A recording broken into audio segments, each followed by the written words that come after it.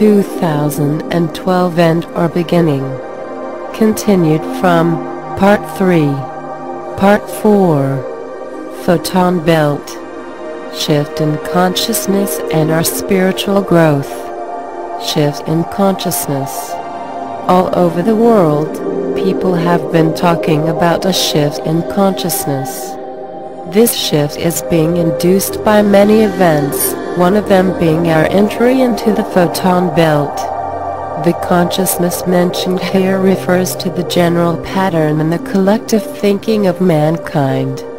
All the present-day systems work on the principle of barter, a system of give and take. Individuals, organizations and nations depend on such commerce for survival. All such systems are driven by fear of survival. Fear of not having enough in the future makes us resort to competition, hoarding and greed.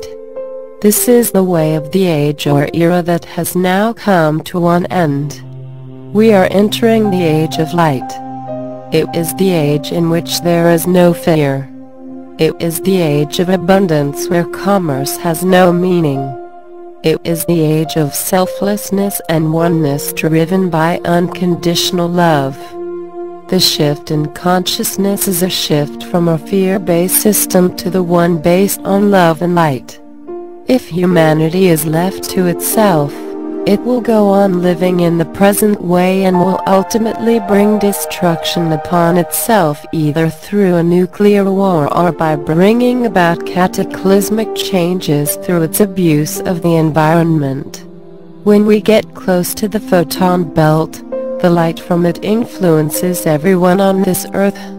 It creates an explosion of awareness, which helps each individual come out of ignorance and fear and move towards new systems based on love and abundance. Our spiritual growth. While we were discussing this subject, our channel, Suvahini, said, "The photon belt will test our capacity to surrender.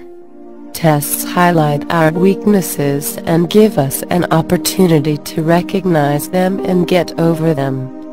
To overcome our weaknesses, we need to surrender and allow the higher intelligence to work through us. Without surrender, no progress is possible. In surrender, there is no fear. What is surrender and how and what do we surrender? Surrender is not the passive and forced submission that causes enslavement. To surrender, we must look at our negativities without any bias and humbly accept that they are there. After accepting them, we need to consciously and very clearly choose to give up those negativities. Once we recognize, accept and choose to surrender our negativities, the energies from the photon belt will give us the strength required to actually give them up. To recognize our negativities, we must understand what is spiritual and what is not. Every human being intuitively knows what is spiritual and what is unspiritual. It is indeed possible to make a long list of all that is unspiritual and try to recognize them in us. But there is a shorter way, an easier way to understand what is spiritual and what is not is as follows. Every thought, emotion and action that emanates from a person who is full of unconditional love will be spiritual. With this, it is easy to understand what is not spiritual. When a person is egoistic and full of non-love, his actions will be unspiritual. So, to become spiritual, we have to develop unconditional love for the fellow human being. Unconditional love does not impose any prerequisites to love someone. For example, a mother would love her children regardless of whether they are good or not, whether they are successful or not. If such love can be extended to everyone and everything, then it becomes unconditional love. For unconditional love, the object of love is irrelevant. It can be a friend, an animal, a tree or a rock.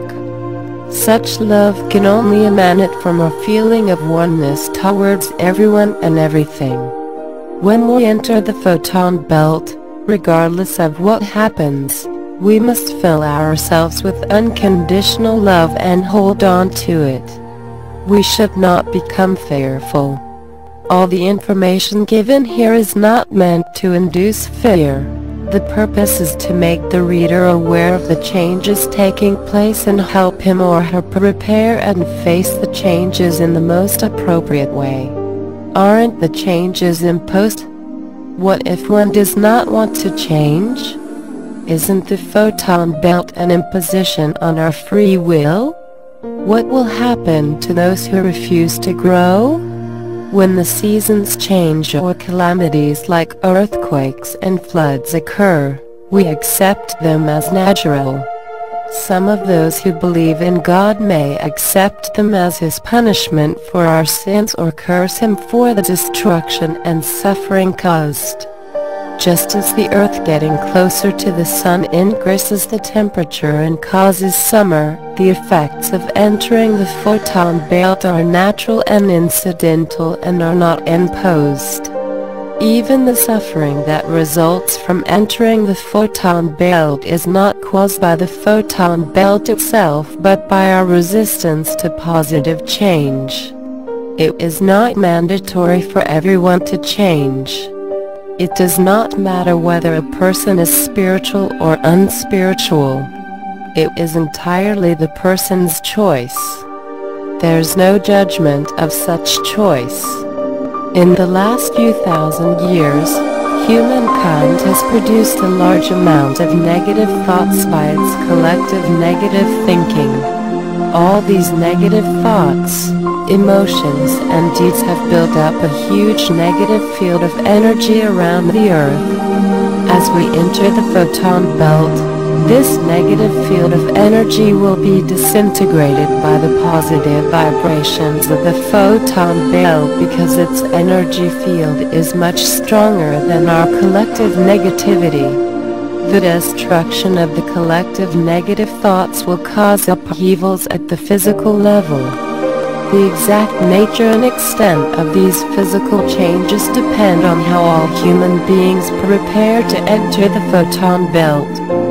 2012 and are beginning continued in Part 5.